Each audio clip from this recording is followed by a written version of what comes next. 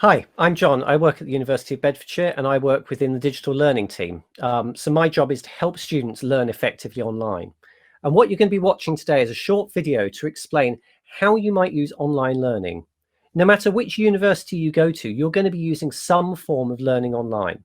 This might be a lot of learning online if you study somewhere like the Open University, where the majority of your course will be delivered on a computer. If you're doing a practical subject in some universities, this might just be submitting your assignments online, but I can guarantee wherever you study, you're going to be doing some form of online learning. That's why it's really important before you get to university to understand why we're doing this and some of the skills you might need. Because the more you know before you start, the less stressful it's going to be when you have to do it in your first year. So the tools you might use, depending on the university, might be very, very different. They're going to have different names, they're going to look different, but the principles are the same. Online learning is not just about you learning from a lecturer, but about you being able to collaborate with other students and kind of to discuss your ideas and develop your critical thinking. These are really key skills at university. So in the video you're about to watch, there's going to be an introduction to some different sorts of tools you might use and some top tips that are going to help you make that transition from school to university. I'm going to be around in the live chat afterwards to answer any specific questions you might have. Studying at university often requires learning new ways of working. One of these is learning to work with relevant digital tools and software. You might be a whiz with technology, or you might not be a fan, but it will play a key role in your learning. Each university has a variety of tools they might use to support you, but you're likely to find 3 of these dominate a lot of your study time. These are the Virtual Learning Environment, or VLE, lecture capture software, and live webinar platforms. So the VLE. The primary tool you'll often use is a virtual learning environment. You might hear this referred to as a VLE or by one of the software names such as Moodle, Blackboard or Canvas. Different lecturers use these platforms in different ways. For some areas, they might be more embedded in your study than others. At their heart, though, they offer a space for lecturers to share files, facilitate learning, or for you to submit work. They can also include quizzes and tests, and offer lots of ways to interact. Their role is to support your learning.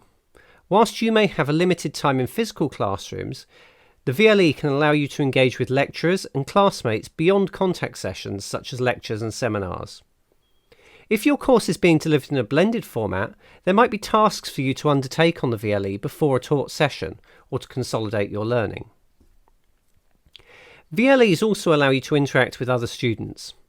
This is often done through discussion forums, where your lecturers may pose questions or ask you to discuss relevant issues.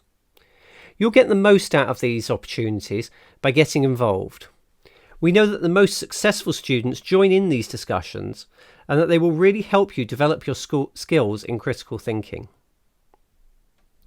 Written material can be limited in what it can help you learn, and sometimes being able to listen to lecturers talking through complex ideas and concepts is important.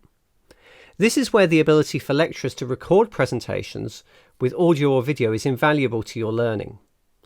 Lecture capture software allows you to access these recordings, and your university might use Panopto or Kaltura, amongst others. Some lecturers may also include quizzes or break recordings into bite-sized chunks to help support your study. The great thing with lecture capture, though, is that you can go back and watch these as many times as you want, ideal for preparing for exams and assignments. It is also likely that some of your learning will take place in online classrooms. These can take a number of forms and might be known in your university as Blackboard Collaborate, Adobe Connect, Microsoft Teams, or Big Blue Button. Regardless of the platform, they can also help you interact in real time with your lecturers and peers. It may be that you get split up into smaller groups for discussions by being put into breakout rooms. These often allow you to work collaboratively using a shared whiteboard, chat boxes, or to talk using microphones and cameras. The key to getting the most out of these opportunities, though, is getting involved. If you sit and passively consume information, it's less likely to go in than by discussing it and questioning it with your peers. Other tools that you might use during your time at university include blogging platforms, Padlet for sharing pictures or ideas, and many, many more. What you can do to get yourself prepared for using technology at university, though, is to ensure that you have a good set of headphones. This will improve your experience when it comes to audiovisual. If you are less confident in talking online, try FaceTiming with your friends or chatting in online forums like the student room. By developing these skills before you start, you'll find it's easier to hit the ground running with your online learning.